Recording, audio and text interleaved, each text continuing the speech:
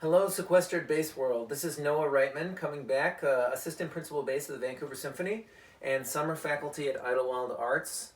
I'm making another quick video here. This is about Beethoven's Fifth Symphony, the third movement. This is a major excerpt for bass players, and I'm sure there's a whole world of bass players out there that's going to scrutinize how I'm playing it, as every bass player does in auditions. This excerpt is so crucial for us because it shows that we can play quietly, it shows we can play in tune over many shifts, it shows that we can phrase, which is something that bass players are not often asked to do in orchestra in a way where they're leading the phrase. So we're going to talk about a few things that help, and this is just at the very beginning of the third movement. So I'm going to play it for you now. And it's not going to be perfect, so we're going to work through it and try to make it better.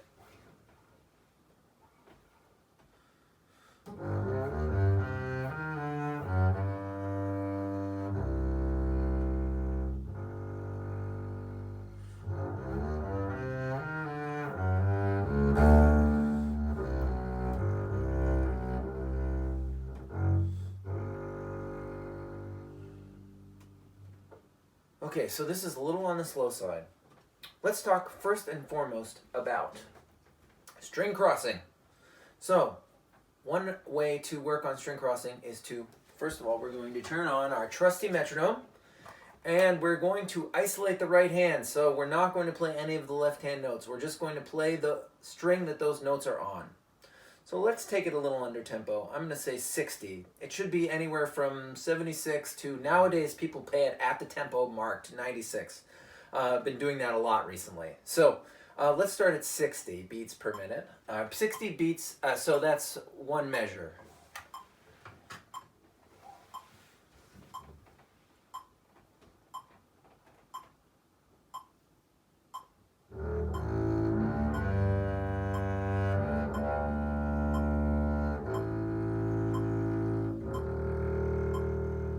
Okay, so in the right hand, what you want to think about is which part of your arm is leading.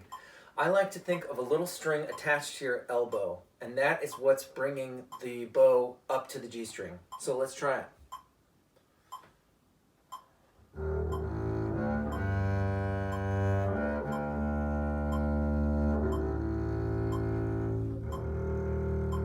Good. Another thing that helps me think about this is, where is the phrase going?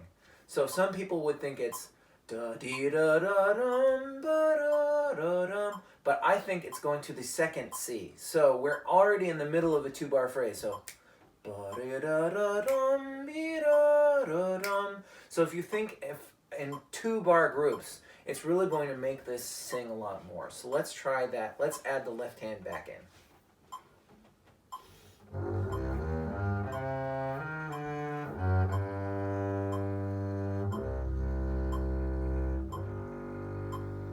Okay, so that was good. Now let's talk about the left hand because the intonation is not there yet. What's going to help is that same thing with the elbow here. There's a string attached here that's bringing us up and back down. There's a string here too, and it is bringing the elbow back and forth. Well, it's not more, it's a string. It's more like, think of an invisible hand, sort of moving your elbow back to facilitate keeping your hand position the same from the E string to the G string. So let's think about that.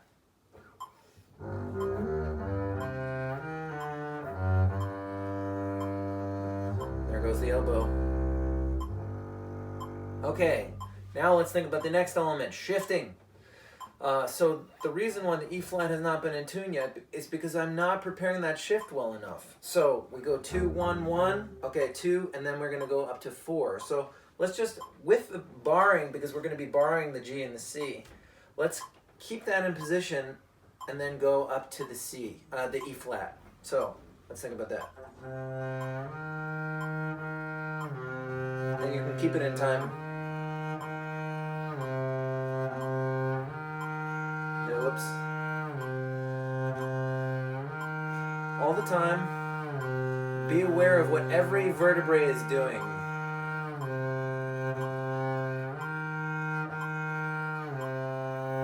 Now let's do it in time.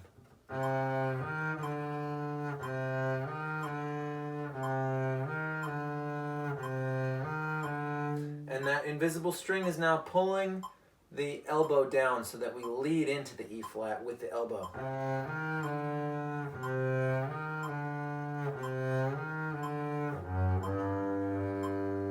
Now we could talk about a million things. We could talk about fingerings here.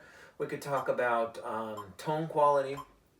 I think this is all a good place to start, what we've talked about so far. So far we've talked about string crossing, phrasing, leading the string crossing under this slur, and we've talked about left hand shift intonation.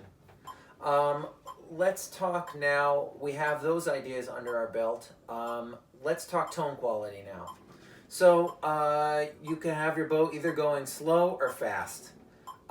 You can have the bow weight in the string or out of the string. Well, we're playing piano here, so we want to keep the bow weight sort of out of the string and maybe a little bit faster bow. So let's work on that.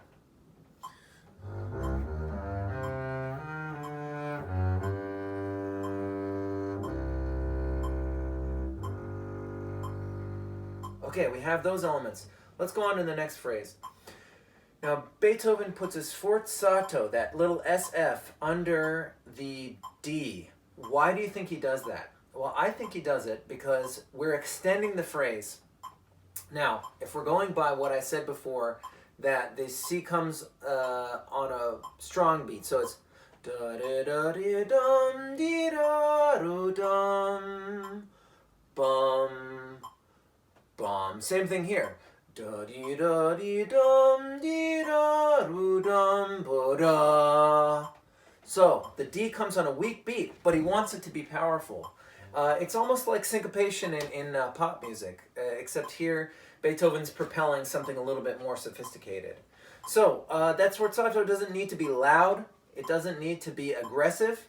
All it really needs to be is a pop, kind of a surprise. So let's do that. So this is the second phrase.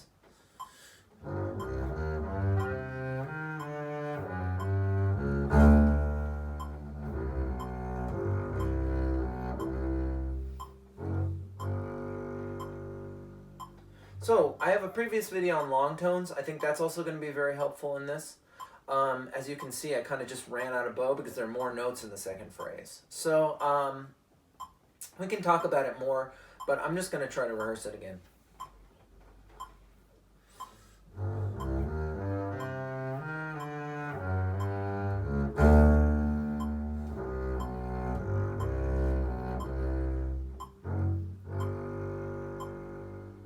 Time.